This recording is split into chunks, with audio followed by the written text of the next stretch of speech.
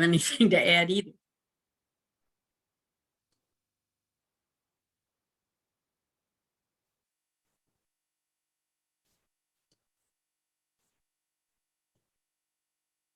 Are we going to continue to have Zoom after we're back in the sanctuary? Yes. I think that makes sense. I think that works real well for people who have a hard time getting out. Yes. Yeah. We wanted to keep the services accessible as we could, and Zoom makes it very possible. And I'm nervous about it because it's complicated, but Right. we got a good Yeah, grant. Greg's gonna Yeah. have to be in two places at once, kind of. Yeah, he has been great. Do we know when Charlie Baldwin's service is going to be? I have not heard anything from them, so I will check. If they decide not to have one here, would we want one anyway? Yes. Okay. And it strikes me as possible that his son might not be interested in having any service. But as integral to the church as Charlie was, Yeah. I think we definitely want a memorial service of some sort. Good.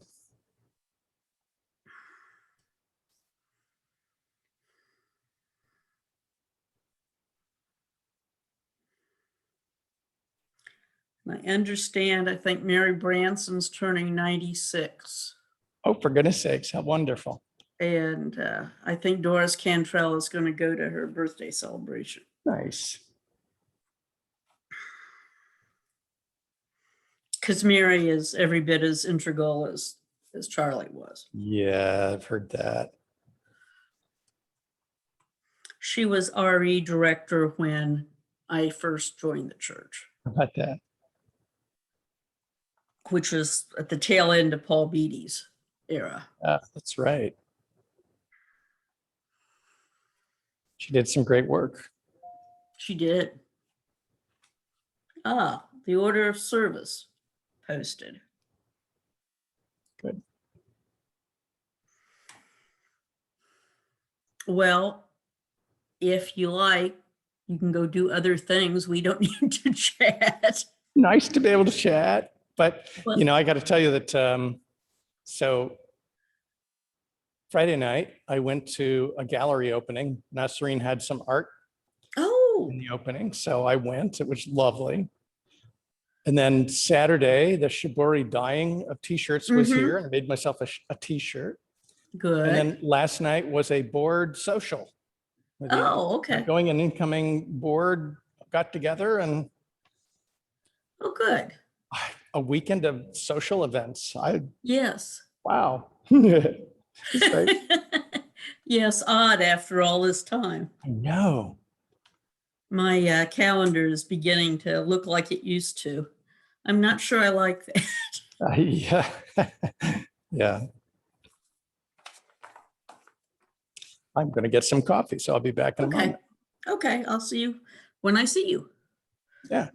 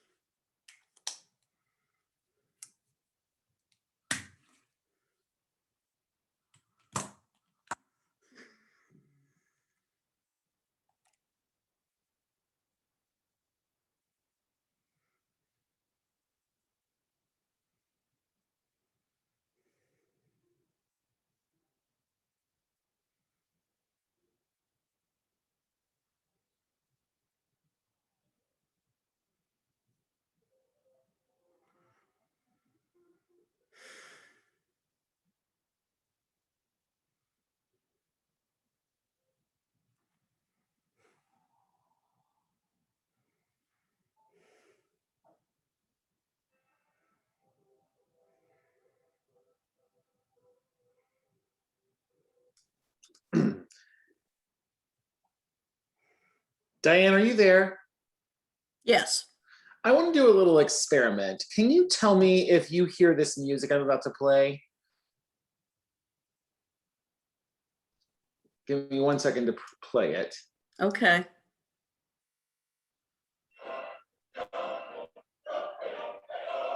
Do you hear that? Yes. Now, what about now?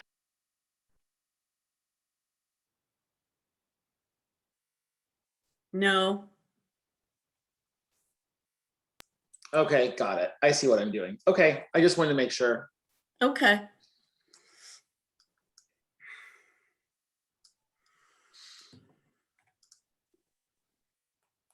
It wasn't all that loud.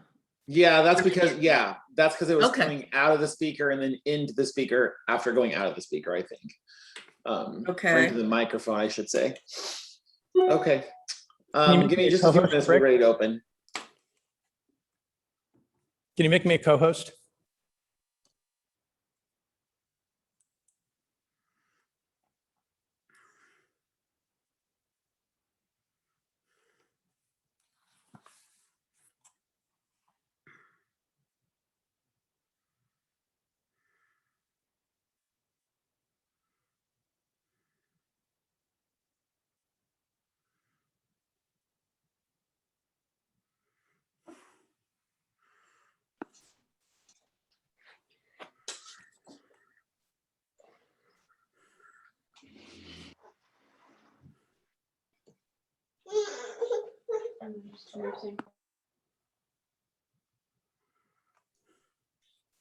Whoa, Colin, are you ready for showtime?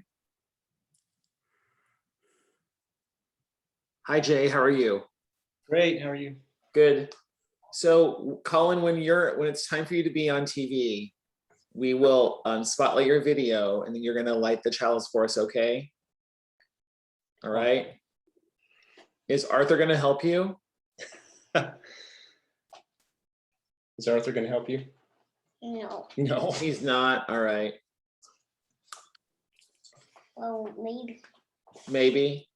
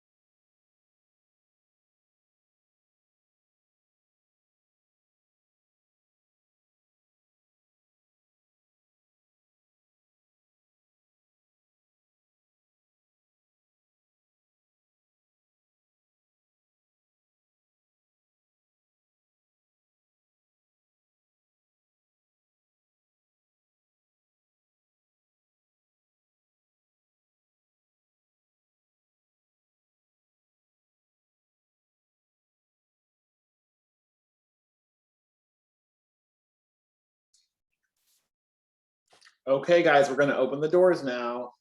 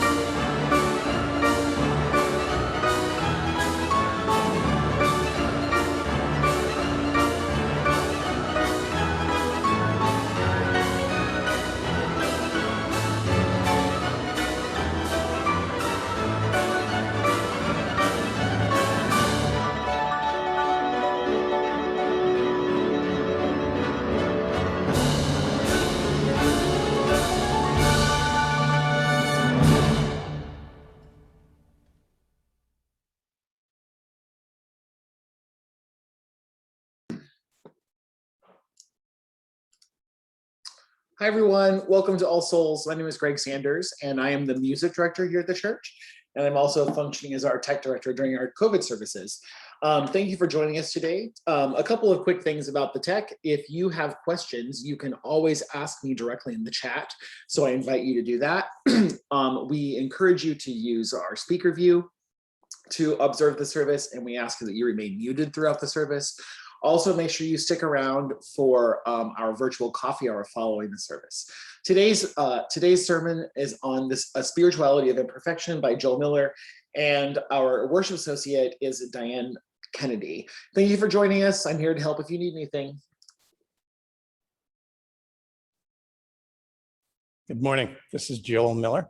I am the interim minister here at All Souls. This is a congregation that gathers in faith, not faith in one religion or one God or any one way. We gather in faith of the power in our differences, because of our differences, and the power of love to connect us across all of that. We gather in the hope of a world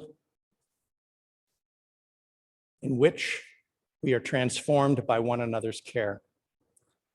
This is not a faith that requires perfection. It's not a faith that requires that we be right all the time.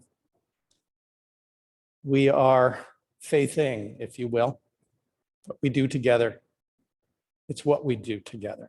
That's just something we have. And in practicing faith together, we know that we share in the experience of imperfection. We hope to learn to stumble and to fall, sometimes together, sometimes separately, and as we do separately, to catch one another. Faith that we will help one another to rise again and again, and to try again and again. We are Unitarian Universalists. You are welcome here this morning. We're glad you're here.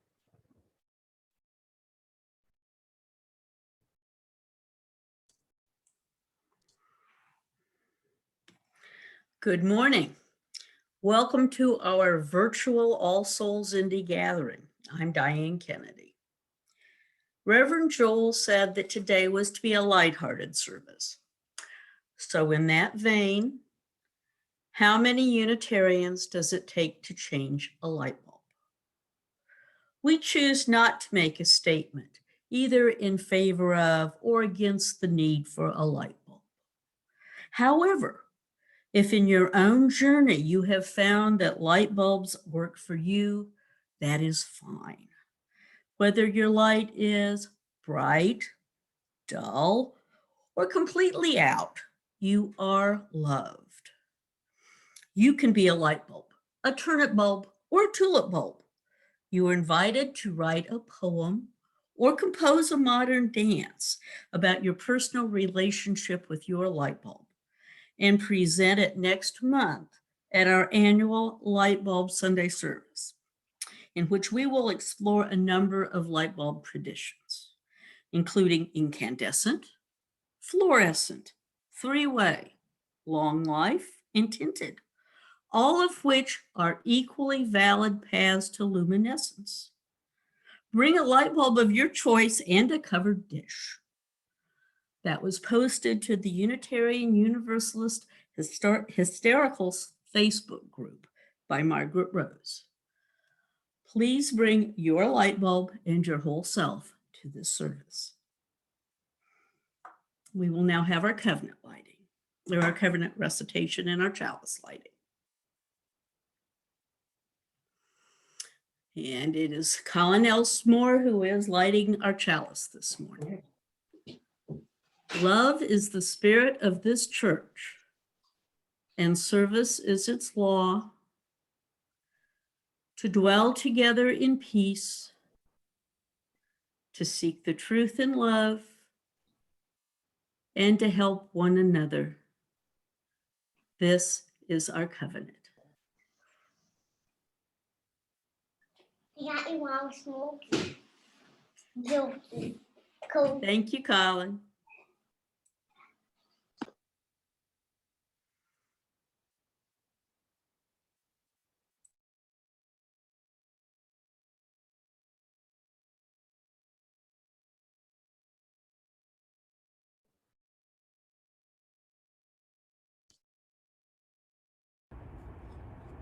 Morning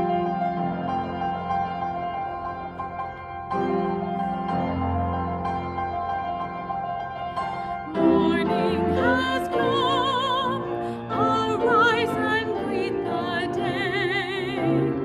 Dance with joy and sing a song of gladness. The light of hope here shines upon each face. May it bring faith to guide our journey home.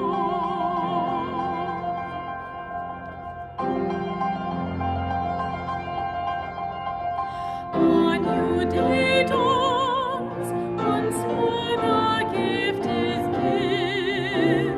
Wonder fills this moment shared together. The light of peace here shines upon each face.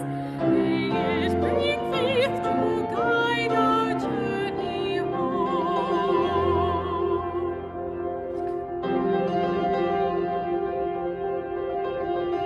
Open our eyes to see that life abounds.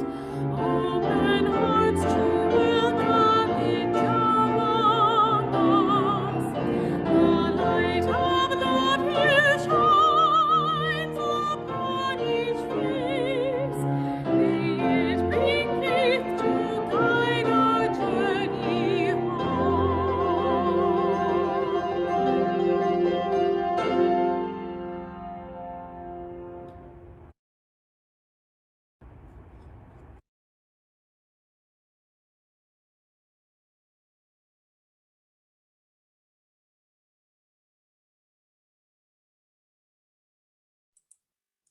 In preparing for today, Reverend Joel sent me an article reviewing the book, The Spirituality of Imperfection by Ernest Kurtz and Catherine Ketchum.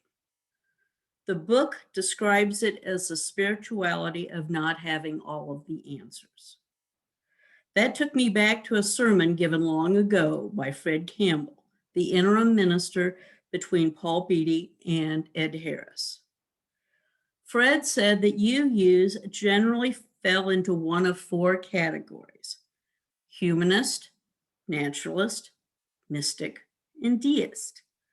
The meanings for humanist, naturalist, and deist are fairly clear, but he said mystics were the hardest to describe because mysticism defies simple word definition. It's just kind of out there. Bingo, that's me. As best I can say, I think that there is a scientific explanation for everything. We just haven't discovered all of them yet. I think there is an answer. I just don't know what it is. That gives me kind of a certainty in the middle of ambiguity. Works for me. As Samuel Butler said, life is the art of drawing conclusions from insufficient premises. We never have all of the facts, all of the necessary information, but we still have to make decisions and act on them. Perhaps that is most true in the area of spirituality, especially for Unitarian Universalists.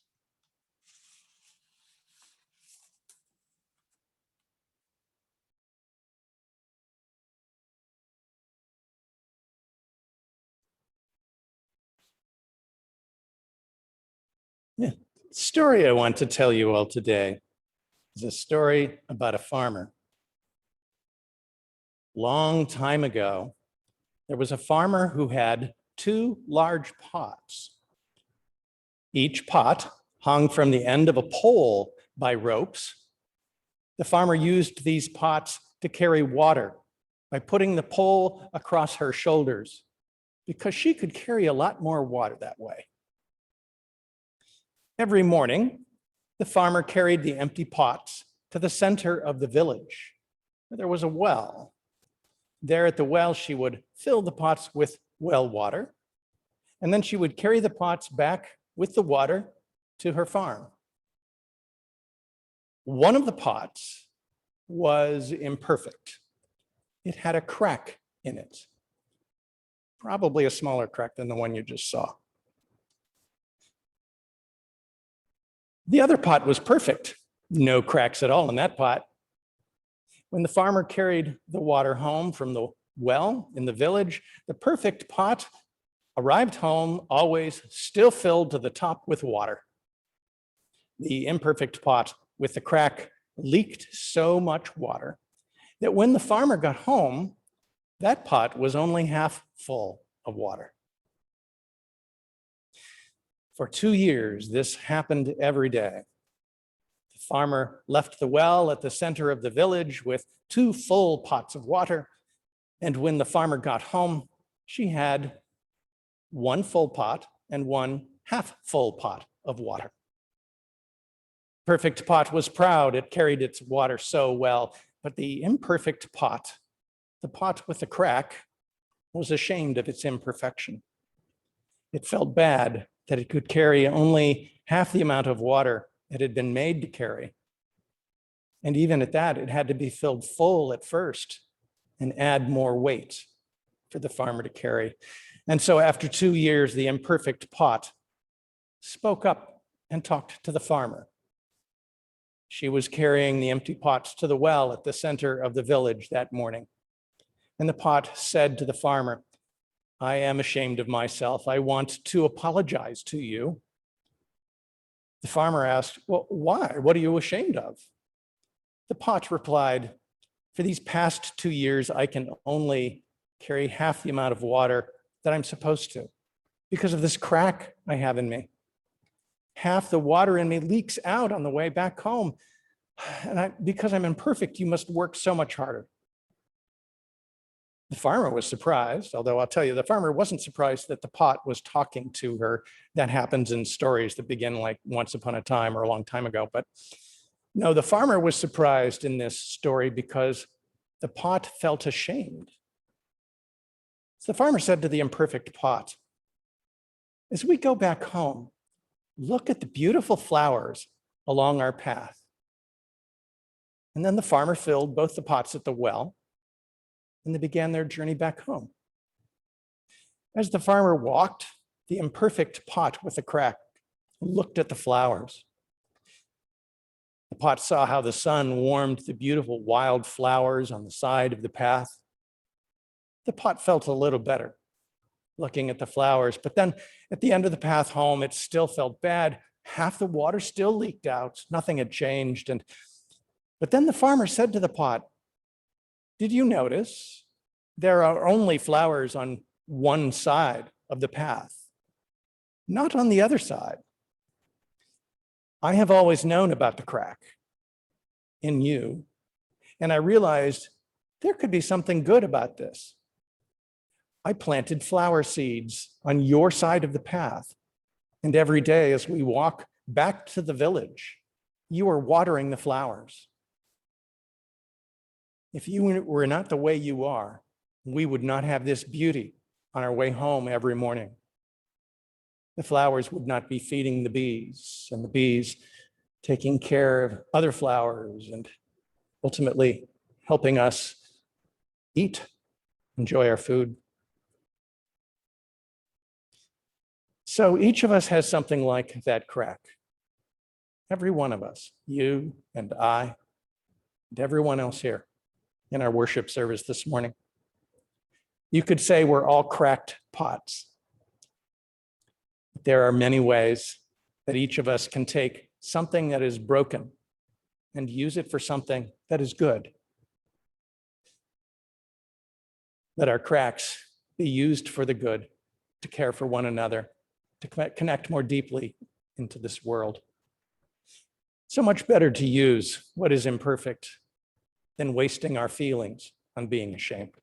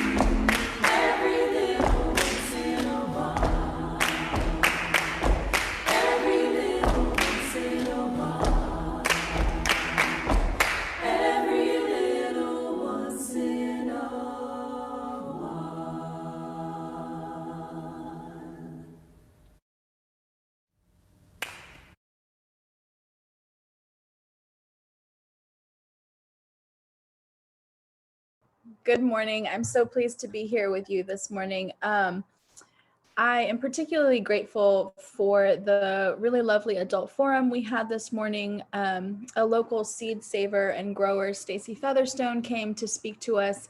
And it's just a wonderful way to kind of close the learning circle that we've been doing with seed savings. Seed saving, and goes along really well with Reverend Joel's story of the cracked pot. That we don't always have perfect stories, but we do have the opportunity through things like seed saving to continue someone else's story and to continue the story of the earth on which we live. In that vein, I want to bring up the beautiful morning we had yesterday doing shibori dyeing at the church lawn with Sarah Cannon and many of you. And as I was looking at those beautiful indigo patterns that many of you dyed on your shirts and bandanas and scarves, I think particularly of Bruce and Cece Russell Jane, who are in Minnesota at the moment, participating in the Water Protectors action today and tomorrow. And the shibori dyeing of beautiful water-like patterns. We hold Bruce and Cece in our hearts. This is a personal pilgrimage for them, but also a pilgrimage in which they take our hearts with them.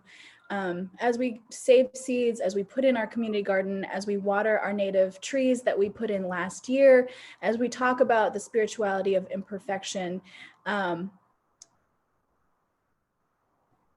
we understand that this sacred task of protecting water, of saving seeds, that all of this is part of our faith also, that this is what it means to be an interconnected web.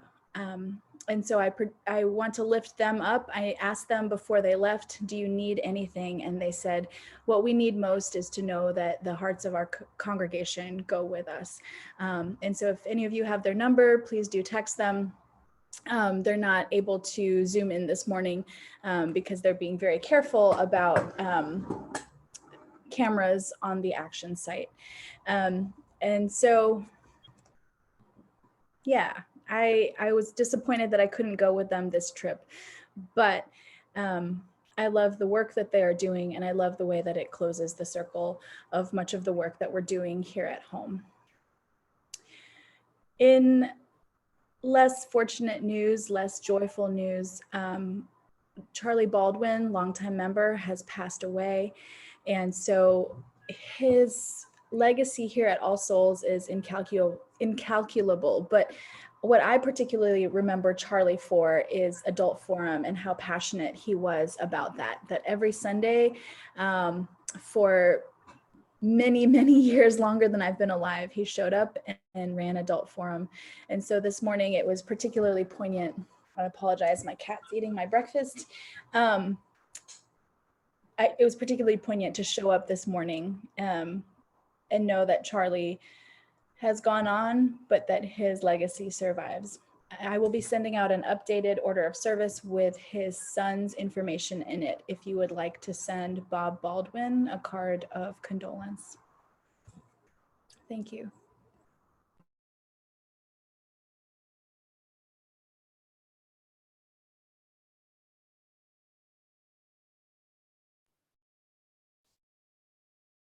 Let us enter now into a time of meditation, of contemplation, of prayer.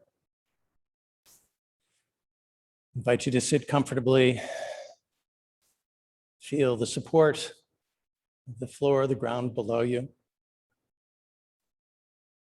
Feel the love, even through these funny screens. Feel the love of this community as it surrounds you. Your breath as it flows in and out of your body. Your heartbeat. Your heart. How is it with your heart? How is it with you this morning? Do you feel whole, cocooned? Are you closed off from feeling, shielded by reason and thought? Do you feel broken, fragile? feeling loss. Some of our hearts have been broken and healed many times.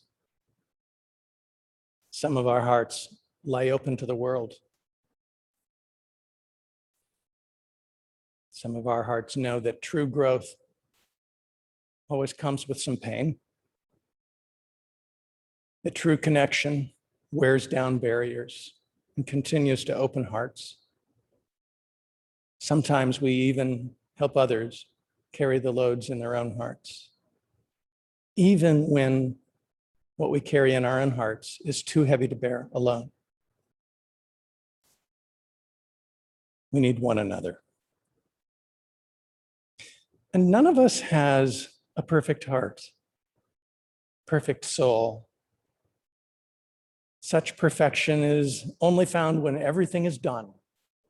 There's no more change to be had, no more growth, no more wonder.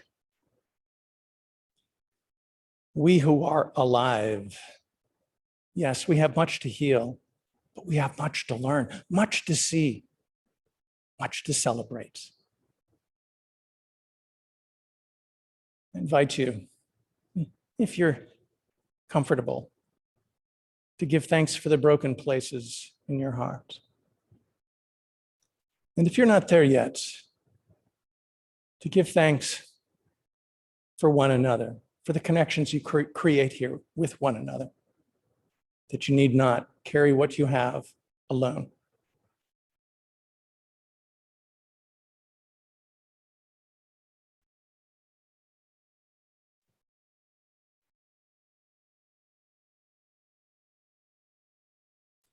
May the brokenness that each of us knows open us fully to one another. And in our companionship, may our shared burdens heal not just one another, but heal the world. Amen. So be it. Blessed be.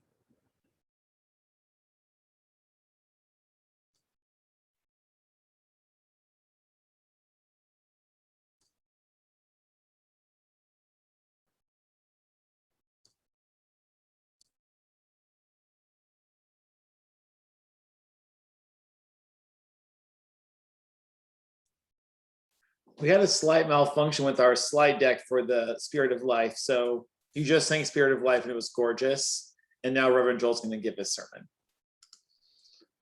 I have to say that I love Spirit of Life. It's one of the ones that, it's one that I memorized for myself. I found that in times when my heart truly feels broken, that singing it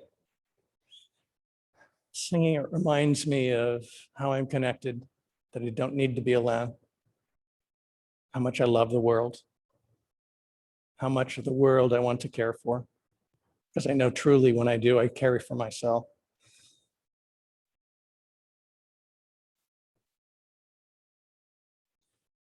I confess I chose this topic, a spirituality of imperfection. I chose it this morning because in 2 weeks, we're planning to hold worship services outside near the butterfly garden behind the church. I'm very excited about being together with you. I have never worshiped with you in person, only by Zoom. I'm kind of nervous about it. There's so much to learn about who you are together that I haven't really been able to see yet. And there's also quite a bit to learn about what does worship look like now after this crazy pandemic time? Or actually, we're still in it. Even that's hard to tell. Maybe we're in an endemic. All I know is that worship is going to be far from perfect, especially this summer as we try to figure out what does it look like to worship now, especially as we continue to do Zoom, because for some of us, that's how we're able to come to church. So I was thinking about this sermon, and as I was thinking about the spirituality of imperfection for Unitarian Universalists, I ran across first this story. It's a story about an art instructor who told his pottery class the left side of the class was going to be graded on the number of pots they created during the semester. The right-hand side of the class was going to be graded on the quality of just one pot.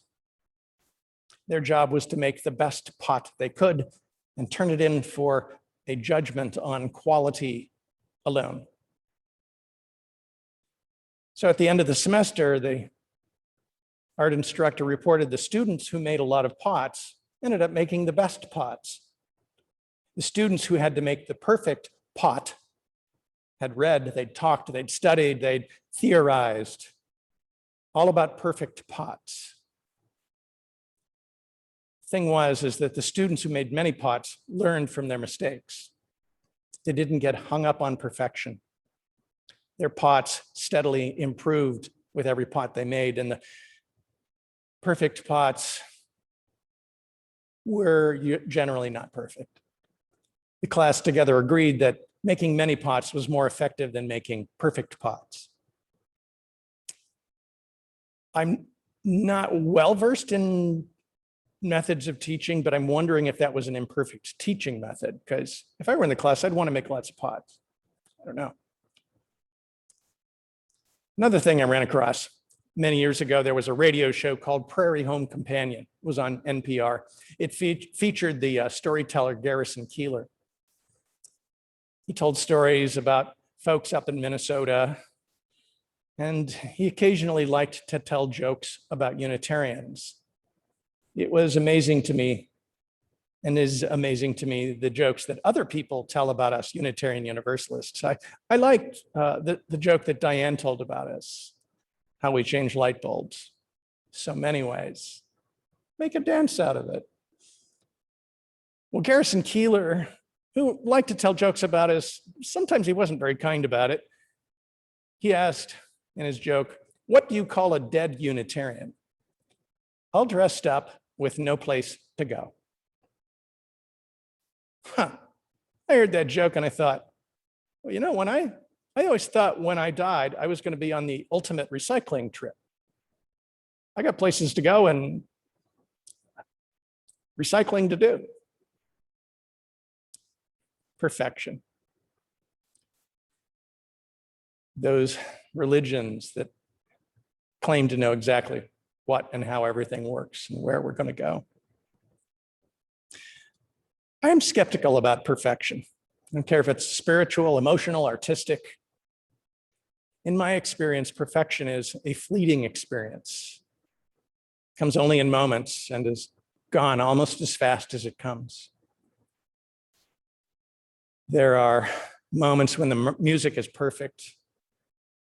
The choir is singing at church, and it's so much more than a performance. It's meditation, it's prayer, it's celebration, it's thanks, it's beauty. And it goes as fast as it came. I want to hang on to those moments, and the only way I can is to remember them. And even that is hard. What is it about imperfection then, if we have to live with it? Related to this story about a student told by a high school teacher. Being a Unitarian Universalist, I certainly tried on as a teenager and a young adult, different ways of believing, different understandings of who I was. A high school teacher, her name is Jennifer Pye. She tells the story of a perfect teaching moment in a Michigan public school. It began during a sociology report by a handsome senior. Pye calls him Bruce. Bruce was, she explained, the paragon of cool. And so for his sociology report, he was demonstrating how he prayed in his religion. Bruce had converted to Judaism when he was 10. And as he was describing his religion, his faith, he had the complete attention of his classmates who were not at all familiar with Judaism. Pye describes how Bruce explained that the box he was putting on his arm with a strap was a sacred act, putting it on. It must be made in complete silence, he said. And so the entire class, she writes, practically held its collective breath. Bruce said a prayer and then wound the thin black strap around his arm, then placed the other strap over his forehead. And when he was finished, the little boxes on his arm and his head, said he would take questions. And the students asked questions in respectful tones, and he answered with professional patience. Then he returned to my office, she writes, and removed the straps in a private prayer. Pi says, I was filled with renewed faith in the American teenager. Bruce graduated some months later. The next Thanksgiving, he came back for a visit.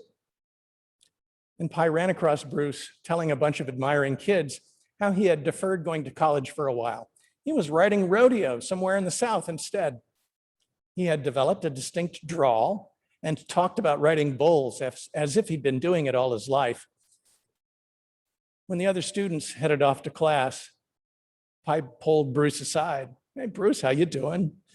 She said, how do your cowboy buddies react when you leave the rodeo to keep the Sabbath? Oh, no, ma'am, he said. I gave all that up. I'm born again now. I don't know if there's a spirituality of perfection or a perfect spirituality or a perfect non-spirituality on religion. So I'm a humanist. I'm also a theist, a very imperfect match, I assure you. Don't ask me to explain it. It's just who I am. And I am a humanist with a strong belief in science, reason, logic. One of the things about science is that there will never be a perfect scientific theory. And you got to have theories to do science. Without theories, you can't make experiments, you can't improve on the knowledge you have. Actually, just as a side note, a theory is not a thing that gets you to doing the experiment. A theory is what you have after you've done the experiment. Before the experiment, it's actually a hypothesis. I digress. There's never going to be a perfect scientific theory, even after it's been succeeded and survived the test of an experiment.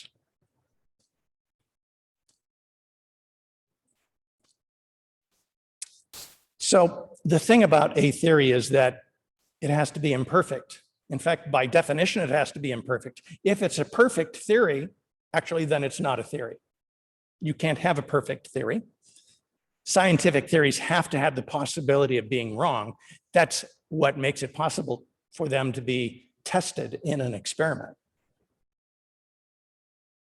The other thing about theories being imperfect is that because they are all imperfect, that means that someday every theory is going to be replaced by a better one. Science is never done with its work. There's always more room for wonder, for creation, for exploration.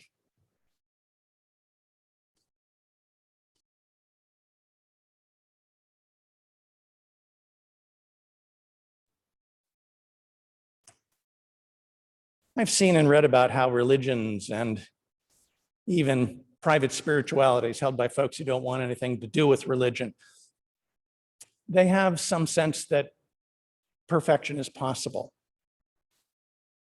I've never had the privilege of experiencing a religion that is sustainably perfect. When I was a younger kid, I was kind of jealous, actually, of that. I wanted to have it, and I actually did think maybe I did have the perfect religious or spiritual practice. But over the time, I've gotten skeptical. Because the first thing I notice is the universe is a creative place. There's all kinds of things going on. Chaos, beauty, unexpected evolutions. I'm relieved that we don't have to be perfect, though, because the word perfect actually takes its root meaning from its ancient Latin roots. Perfect in the ancient Latin meant finished, complete, all done. It did not mean flawless. I hope that we are all far from being complete and finished, all done. In the last days of my own life, I hope I'm still changing. I hope I still have some flaws because I still want to be growing, even as I take my last breaths. And the thing about flawless, I've never seen really such a thing. I was a jeweler before I was a minister. And while I was a jeweler, I got to see beautiful gems, make beautiful rings. It was wonderful business. Diamonds, when I sold them, there were some diamonds we would sell that were called flawless. Well, the thing about that is, when you sell a flawless diamond, if it appears completely clear under 10 power magnification, then you can call it flawless. But you know, if you increase the magnification on any diamond, 20 times, 30 times, you'll see flaws. Every diamond has flaws.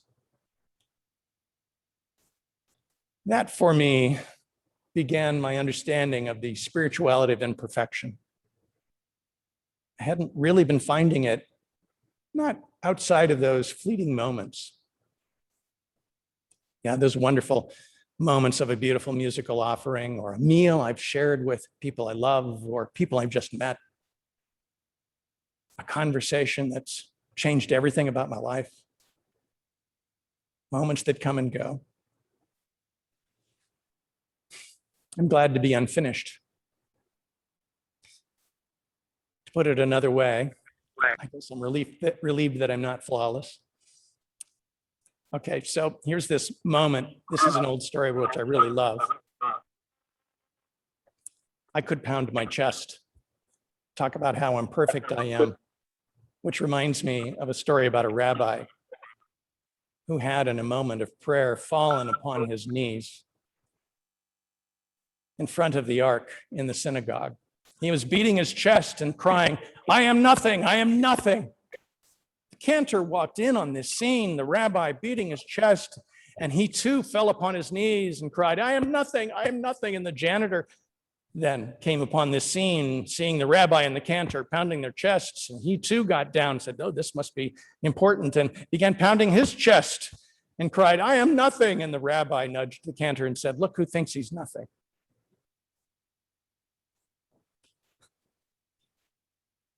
I haven't always believed this as a Unitarian Universalist, this imperfection in everything and in myself. I was very much a humanist as a kid growing up in a Unitarian Universalist Sunday school, not a theist at the time. We dreamt of the possibility of perfection, of perfect action. We dreamt that the correct deed we could do the correct deed because we had the right logic, the right reason.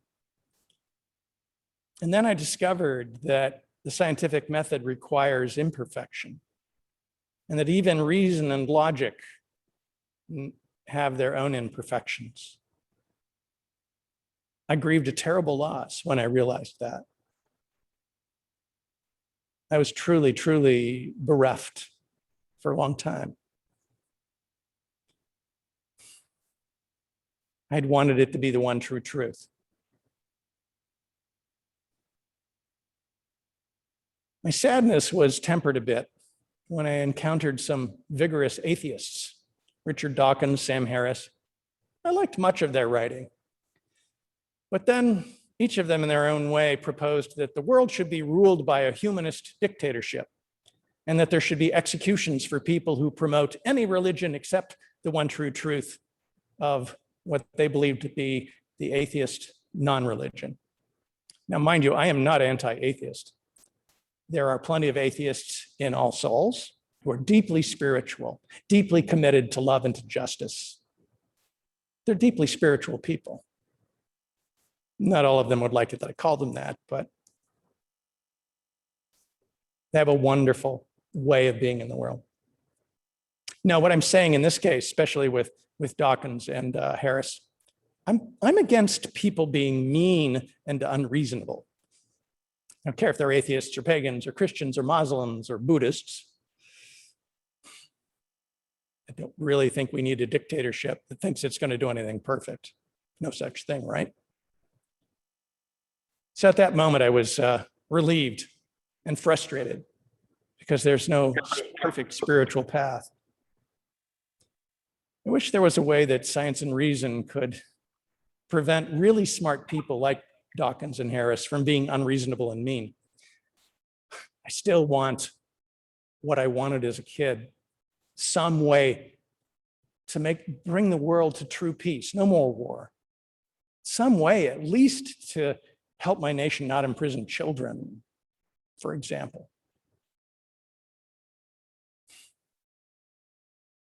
It took me a long time to come to terms with this imperfection. In my religious community, my own self, and the faith that I live, the world. I wondered. Got to theological school, having felt the call to ministry, and studied a lot of the other religions. I thought, maybe it's just Unitarian Universalism, but I did not find the perfect religion anywhere. In fact, it was strangely comforting to discover every religion, all the spiritual paths have their imperfections, their flaws. Even the people who go off on their own and reject all religion, all other religion, their religion or their faith or their anti-faith, those are also imperfect.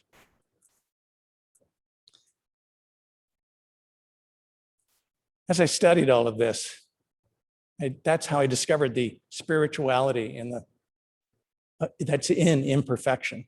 True blessings, really. One of the things that I came to appreciate is that Unitarian Universalism is one of the rare religions that acknowledges it's imperfect. That has come as a relief for me. And I've discovered that the more emphatically a religion claims to have perfection, the more I am sure that it has become very confused. It's confusing hate and love at the very least. And the world is sometimes just damn goofy. It's kind of cracked up, sometimes like my own heart. There's a song that Leonard Cohen wrote and sang. Leonard Cohen was a wonderful songwriter. Not the most melodious singer in the world, but loved his songs. One of his songs called Anthem. The chorus goes, "Ring the bells that still can ring. Forget your perfect offering. There's a crack in everything. It's how the light gets in." And that's when I found the book that Diane mentioned, The Spirituality of Imperfection. It tells stories about monks and rabbis and Muslims and Unitarian Universalists and atheists. People, all kinds of people seeking a more complete life, to keep growing, keep changing, even though life's always incomplete and clumsy and imperfect. Leonard Cohen usually didn't explain his songs, but he said, I began the chorus of this song with "Ring the bells that still can ring," because he was saying, yeah, things are imperfect, but that doesn't give you any excuse to get out there and keep living and changing. Keep ringing the bells. The book talks about those of us who are addicts and how we reclaim our lives and claim our imperfections. We need others. It's not something any of us can do alone. So this retelling of stories of who we are requires others, the company of others, to hear what we tell and reflect what they've heard. So in the program I follow, we like to say the stories we tell are what we used to be like, what happened, and what we are like now. That particular path that I take and non-theistic recovery traditions have discovered, we tell these stories, discover our imperfections, but discover the beauty that can be, that follows, that can be created. This is the essential truth of a spirituality of imperfection, regardless of the religion. Every soul must accept that it has flaws. And then after that, we're responsible for finding ways to make it of use, to make it perhaps even beautiful because of the flaws. A writer who grew up in the Sufi tradition, it's a specific part of the Islamic faith, Sufism is. And this writer remembers being a pious child, and he would stay up through the night with the adults as they held the Quran in their laps with the vigil that they were practicing. And one night, he writes, I was sitting up with my father, remaining awake, holding the beloved Quran in my lap. People around us had fallen asleep. I said to my father, not one of these people lifts his head or kneels in prayer. They are fast asleep as if they are dead. His father replied, my beloved child, better that you were also asleep instead of insulting these people. One of the things that keeps us from seeing our imperfections is our shame or our desire to blame others. Never any shortage of that. I think the last words spoken in the mythic Garden of Eden were Adam's when he said, it's not my fault, it's Eve's fault. She made me eat the apple. Blame is seeing the flaws of others while we ignore our own. What was it Jesus said? Don't be busy talking about the splinter you see in somebody else's eye. Get the log out of your own eye.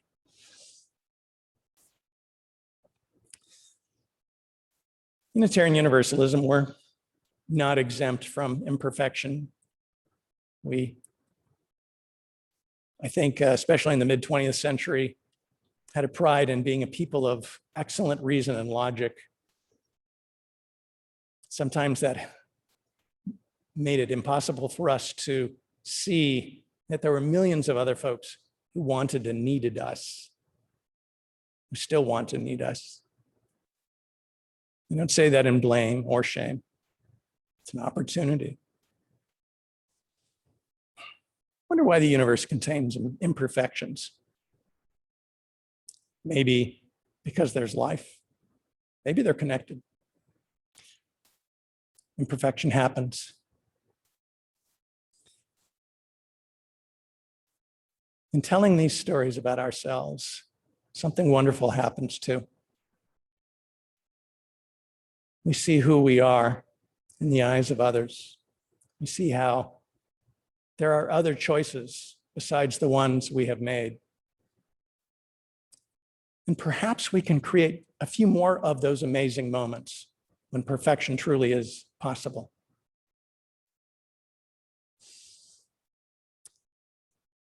I'm going to leave you with this moment of perfection told by Ellen Powell. She writes about her 89-year-old mother. Mother was experiencing heart failure. Ellen and her mother had had a rocky relationship through most of their years.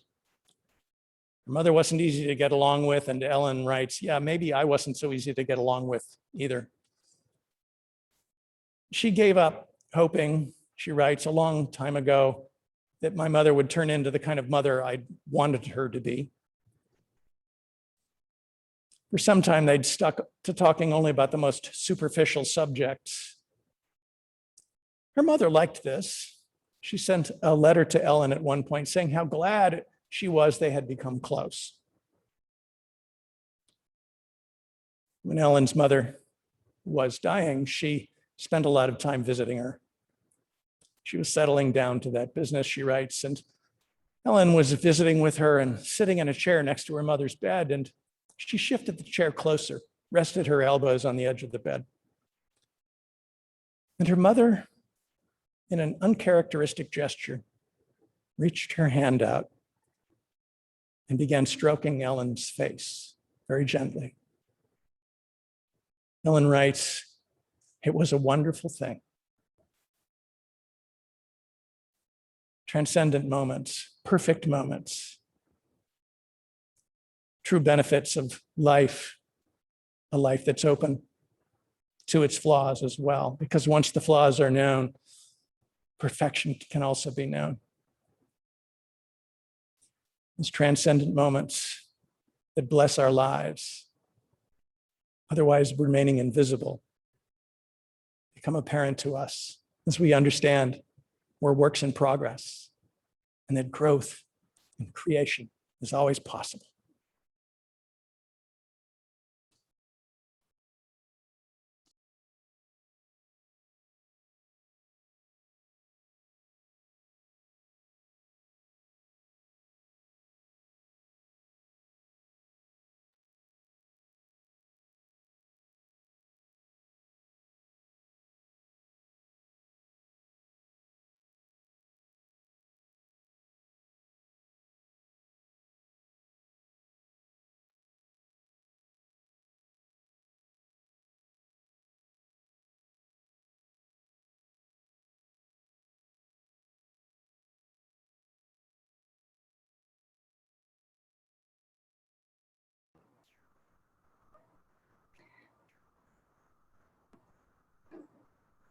The link to the offertory will be put in the chat momentarily, and enjoy the music while we do that.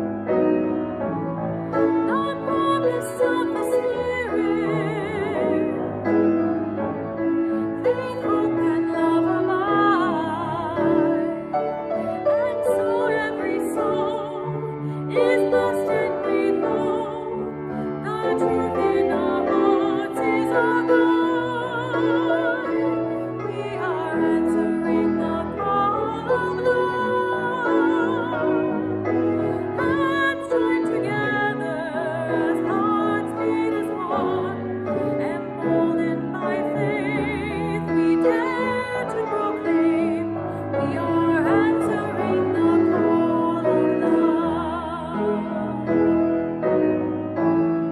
Sometimes we build a barrier to keep love tightly bound, corrupted by fear, unwilling to hear, denying the beauty we found. We are answering the call of love. Hands joined together as hearts beat as one, emboldened by faith, we dare to proclaim we are answering the call of love. A bright new day is dawning, when love will not divide. Reflections of grace in every embrace, fulfilling the vision divine. We are answering the call of love. Hands joined together as hearts beat as one, emboldened by faith, we dare to proclaim we are answering the call of love. We are answering the call of love.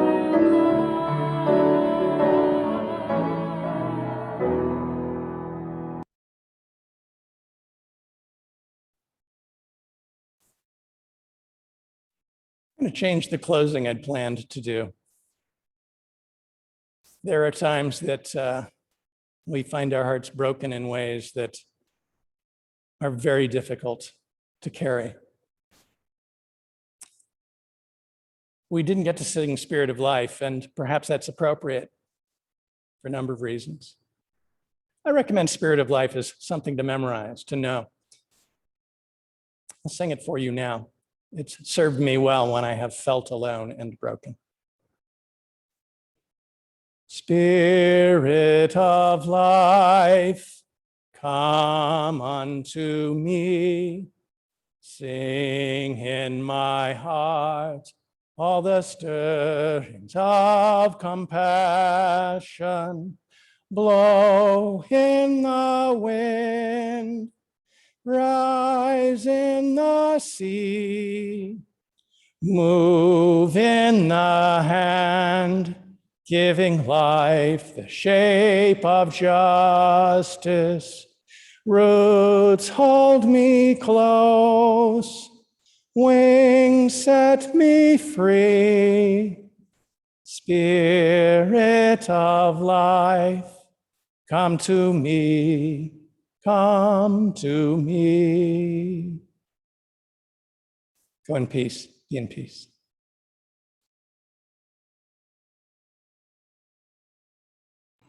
Good morning, All Souls. The connection card link will be in your chat. A few things to note in terms of our offerings this week and in this programming season. I encourage those of you who have not given Soul Matters a chance to come today or in our future Sunday meetings. It's a wonderful time of just connecting with one another and being vulnerable and sharing our stories. And practicing that active listening that we've been talking so much about. Additionally, you're welcome to come to the socially distant meditation group on Mondays run by Eric Mrose, which is also a wonderful time of being together in person. If you'd like to help with seed packaging, please do email me. It's weekly@allsoulsindy.org. All of our seed volunteers have been wonderful, and we've gotten hundreds and hundreds of packages of seeds done in the last 2 weeks. So thank you for those of you who have helped. Also, if you'd like to lead an adult forum on anything that you are passionate about or know a lot about or want to share with the congregation, please do contact me. If you'd like to be a delegate to the General Assembly, you can also note that on the connection cards. If you'd like to serve lunch to Freedom School or help water our new trees, there's opportunities for you to do that as well. And the link should be in your chat in just a moment. Thank you.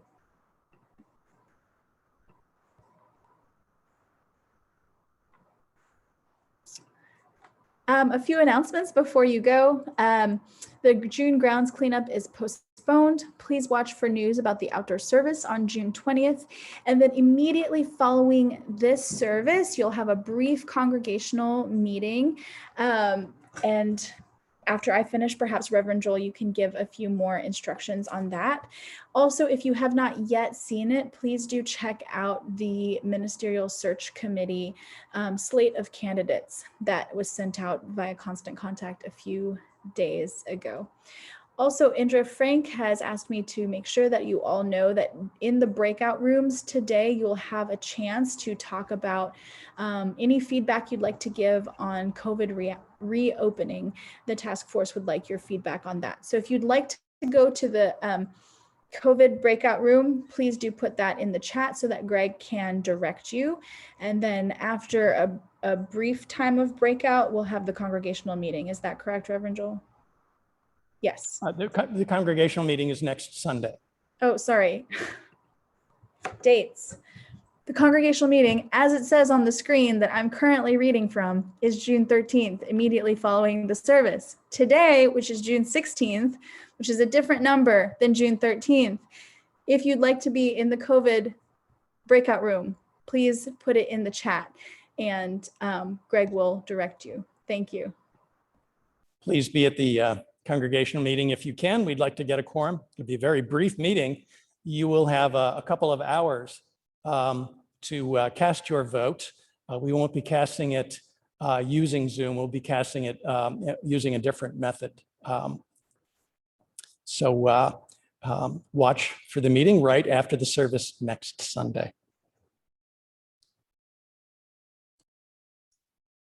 All right, everyone, if you can please let us know if you'd like to be in the COVID breakout room. We'll be opening those up momentarily. Thank you so much. We'll take a couple minutes, give you a chance to do that, and then we'll get going.